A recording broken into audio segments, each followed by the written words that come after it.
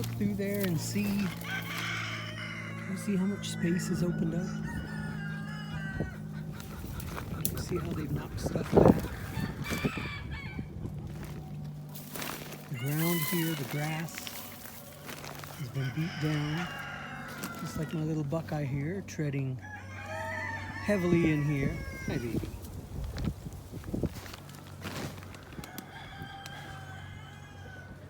Buckeyes are a great breed. Highly recommended. But, hey, little Welsomer. They are doing a really nice job clearing out both sides of the future pumpkin and squash patch, and what is right now I'm calling their winter quarters. So let me flip the camera around and we'll talk a little bit about it.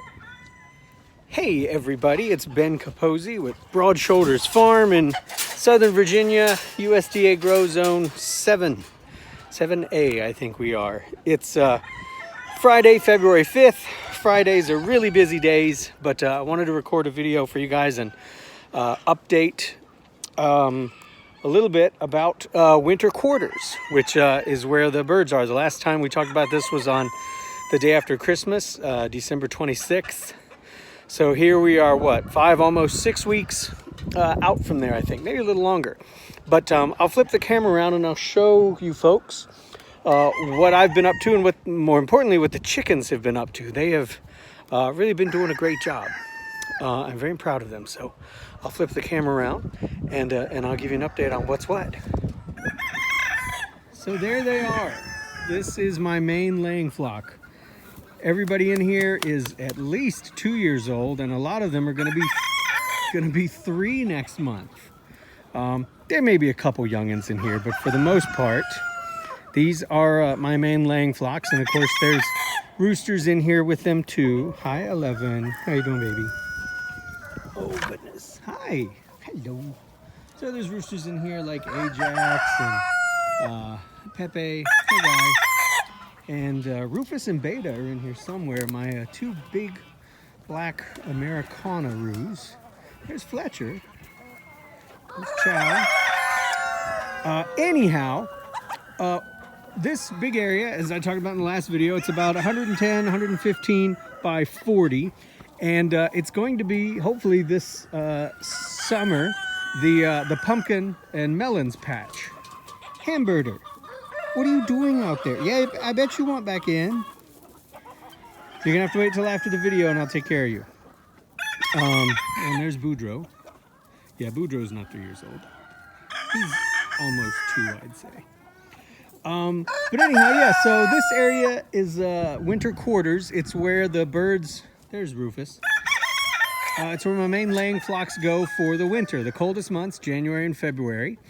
In our rotation, and then after that they'll be going out and being rotated through the different paddocks in the orchard that we're building up here. But these kids' job was to come in here and destroy all this grass, and they're doing a pretty good job of that, and to knock back this Japanese honeysuckle hedge as much as possible. And again, previously I talked about my plan was always to burn this all off. There are grapevines in here. There's a grape trellis that was set up by my wife's grandfather before he passed.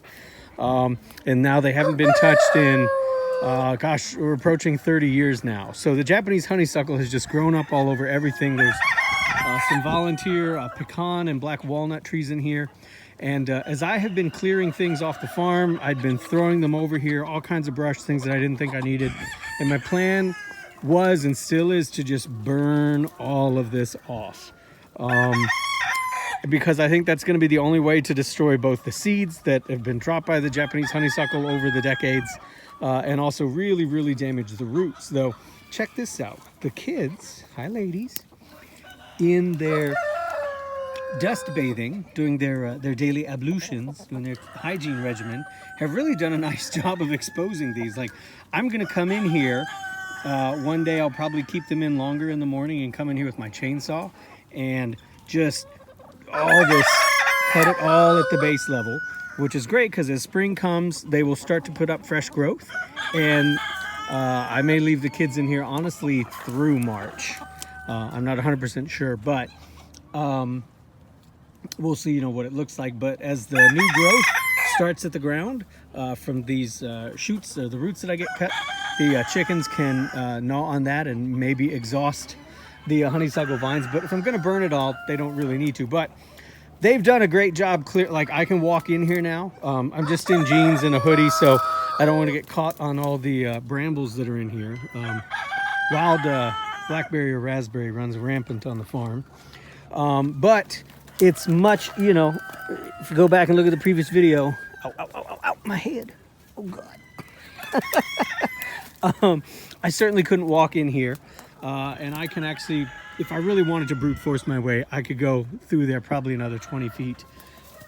And as you saw in the video at the start, they're really clearing out this side. I'll come over. Hi, baby. Hello. Oh my goodness, so pretty. Good job, ladies and gentlemen, But yeah, they're doing a great job over here too, right? I used to not be able to come this far back here, so they've really thinned out the stuff. They've really been trotting the ground, which is what I needed them to do. I can come in here with a shovel and cut these canes. I can come in and cut them at the ground with a good pair of loppers. One thing I'm wondering is, and I'd appreciate thoughts on this, do I need some goats to come in here and help knock this further back as well? Because the goats, as I understand it, will eat the honeysuckle. And I happen to have a friend, Amy Herrera, who has Francesca's Dawn Farm, also here in Halifax County, Virginia. And Amy's goats have been kidding like mad women this season. And she's got, I think, 18 new kids. And she hadn't really planned on having those. So, what are you doing in there? Okay, singing your song? I won't bother you, I'm sorry. And she said if I would like to borrow some, she'd be happy to bring some over and leave them here for a little while. And I think I'm giving it some serious thought. It wouldn't cost me anything, and it would get the goats out of Amy's hair for a little while, and they'd be in here protected. We've got Ellis, our farm dog, who I'm sure you've seen before. Ellis actually came from Amy. I just texted her one day asking what she knew about livestock guardian dogs, and she was like, I have one if you want him. And Ellis has been just a beautiful, beautiful boy, and a really joyful part of working on the farm. Amy wanted to get rid of him, though, because he was eating all of their goats and sheep. Ellis is great around poultry, but not so much around goats and sheep. I don't know what you call those. Ungulates? I don't know. Anyhow, hoofed critters that are not cows. So they may be safe here with Ellis around. We could string a line of electronet fencing outside of this as well just to do it. But the goats might really come in handy for some of this really, really thick tangle that, the chickens are just too light to do this. So that may be good. I know in the last video I talked about my fear was that I had maybe, what is it? Hi. I was afraid that there may be something living in here or has a den or hibernating in here, despite the fact that the ducks and the geese had been coming back here daily before I fenced it all in. I still wasn't quite sure. I think that at one point in time there was something in here. Unfortunately, it took my blue Hamburg, who had a habit of staying out overnight, and I found her dead one morning, and she'd been kind of dragged under here. I found the trail of feathers. I haven't lost any others since her, and every night I make sure that nobody stays out. Everybody goes back into the crate. And I brought the chickshaws, and I brought Ellis over here actually, and he and I did a little walk around, and he didn't seem to be suspicious about anything, and he has killed a possum for us here, and got into a pretty good brawl with a raccoon. So I kind of trust Ellis's judgment, but I haven't let anybody stay out after that. During the day, we've had no losses in here, knock on wood, toca fera, touch metal. But So I do have one bird. I have a Laflage hen who sleeps in the top of that tree up there in a little tangle every night. She goes way high up. I can't get her out, but she's been sleeping out there for weeks. She's the only bird who stays out. Everybody else either goes in on their own or I chase them in, but I can't get her. And she's, you know, every day when I come, she's still here. So if there was something in here, perhaps it's moved on since there's so much activity here and I'm in here every day. Perhaps it's up and over the fence. There's no tunnels or anything is dug out. Hi, Anika. How are you? A pretty goose. All the Wheezies are out here. Hey, Tangiers. Hi, Xing Wong. Hi, Grace. Hi, Emma. Hi, Franny. Look at the lads over there. Hey, guys. But they're doing a really good job cleaning this out. Like I said, I'm still gonna burn it all, and you know, I'm not gonna pretend that this isn't gonna be hard to burn and then till and actually get rows in here. But I do certainly think it's a project that can happen, you know, by summer, by the time it's time to plant winter squash or pumpkins or you know, late spring. And it would be great. I think I can also do corn back here. And I may do beans back here too. Things that are typically heavy feeders. Because the birds are here dumping all this poop, adding so much nitrogen. So that's what's going on here. There's your update for the winter quarters. If you think that I should or should not invite the goats over for a few weeks or a month, or I'm not really sure how long, let me know. Amy says they don't need much in the way of shelter, and they're fairly independent, and hers already get along well with her chickens. So it's something to consider. I need to make sure everybody over here is vaccinated first, though, so we don't transfer things from farm to farm. One thing I did yesterday, I took down all the, again, junk trees or volunteers that were over here coming out of this brick pile. I'm loving my new Oregon electric chainsaw. I brought all these down. You can see there's a lot of big brush piles. I've already started breaking them down, but taking those trees out has been wonderful because it's really opened up this whole area. I mean, we're gonna get way more light now in this area as the sun sets in the west. And I've actually even gone in and planted elderberries in here. So there's elder sticks, 1, 2, 3, and 4, and then there's the pawpaw.